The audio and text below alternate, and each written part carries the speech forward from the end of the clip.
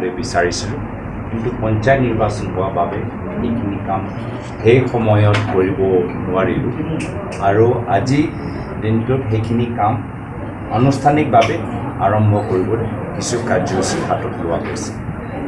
আৰু বিজেপি প্ৰেচিডেণ্টে আপোনাৰ ওপৰত কমেণ্ট কৰিছে যে নাম কীৰ্তনো কৰিব লাগে, এনেকুৱা ধৰণৰ কমেণ্ট এটা খালী বিজেপি দলৰ পৰা আমি বা কোনোৱে হিন্দু ধৰ্মৰ ওপৰত পৰামৰ্শ বিচৰা নাই, না কোনোবাই চাৰ্টিফিকেট বিচাৰিছে।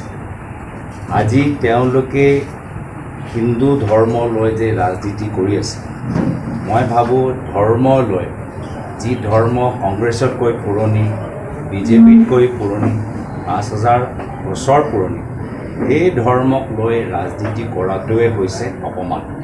আৰু তেওঁলোকে সেইখিনি কাম বাৰম্বাৰ কৰি থাকে। তেওঁলোকে গোডছে পঢ়ক, তেওঁলোকে যিহেতু গোডছেৰ পথ অনুকৰণ কৰিবলৈ বিচাৰে, তেওঁলোকে গোডছে পঢ়ক। আমি মহাত্মা গান্ধী পথ বা আদৰ্শ, চৰ্দাৰ পটেলৰ আদৰ্শ, ভগত সিঙৰ আদৰ্শ, সুভাষ চন্দ্ৰ বসুৰ আদৰ্শ, আমি তাৰ পৰা প্ৰেৰণা লৈ আমি কামখিনি কৰি যাম। বিজেপি আৰু RSSৰ পৰা না আমাক পৰামৰ্শ লাগে, না আমাক কিছু চাৰ্টিফিকেট লাগে। দেখা গৈছে যিহেতু দুধৰালিটো কানেক্ট হৈছে আপোনাৰ বিশ্ব ঐতিহ্য ক্ষেত্ৰ চৰাইদেউ, আৰু চৰাইদেউলৈ বিভিন্ন সময়ত পৰ্যটক আহে, দুধৰালি যথেষ্ট জৰাজীৰ্ণ, আচলতে বাৰ্তাবিলাক বেলেগকৈ যায়। এই ক্ষেত্ৰত আপুনি সাংসদ পুঁজিৰ ফালৰ পৰা কিবা ব্যৱস্থা গ্ৰহণ কৰিব? চাওক, এইটো ডাঙৰ ৰাস্তা, PWD বিভাগ কিয় আছে? ৰাইজৰ চৰকাৰৰ PWD বিভাগ ডাঙৰ ডাঙৰ ৰাস্তা বনোৱাৰ বাবে নাই নেকি তেওঁলোকৰ দায়িত্ব? আৰু মই সুধিবলৈ বিচাৰোঁ যে যদি তেওঁলোকে এটা চৰকাৰে যদি চৰকাৰে সাংসদ এলেকা উন্নয়ন পুঁজিৰ ওপৰত তেওঁলোকে এটা SIT গঠন কৰিব পাৰে বা তদন্ত কৰিব পাৰে, য'ত তেওঁলোকে ৰাজ্যসভা সাংসদ অজিত ভূঞা ডাঙৰীয়াক মাতি আনি প্ৰশ্ন সুধিব পাৰে, PWD বিভাগৰ যে ইমান কেলেংকাৰী হৈছে, ইমান ঠিকাদাৰে যে পইচা লৈ একো যে কাম কৰা নাই, সেয়ালৈ এটা বিশেষ পুলিচৰ তদন্ত তেওঁলোকে কিয় আৰম্ভ নকৰে? আৰু PWD বিভাগৰ মুখ্যমন্ত্ৰী তাত কিয় নামাতে? যদি সাংসদ উন্নয়ন পুঁজি লৈ তেওঁলোকৰ ইমানেই তেওঁলোকৰ চৰকাৰৰ চিন্তা আছে, সৎ চিন্তা আছে, তেতিয়াহ'লে JJM, গুৱাহাটী উন্নয়ন ডিপাৰ্টমেণ্ট আৰু PWD বিভাগৰ দায়িত্ব থকা মন্ত্ৰীসকলৰ ওপৰত পুলিচৰ তদন্ত কিয় নহয়? মই সেইখিনি কথা জানিবলৈ বিচাৰোঁ।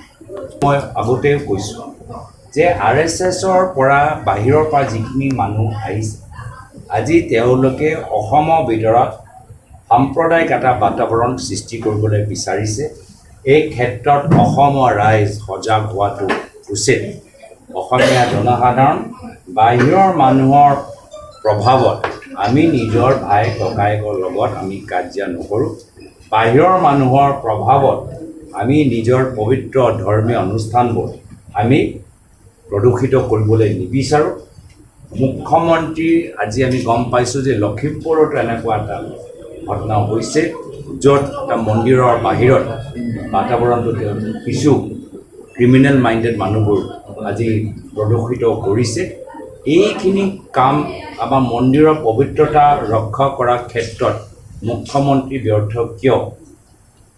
আজি যেতিয়া এবাৰ ধুবুৰীত হৈ গ'ল, তাৰপিছতো ক'তো হ'ব নালাগিছে।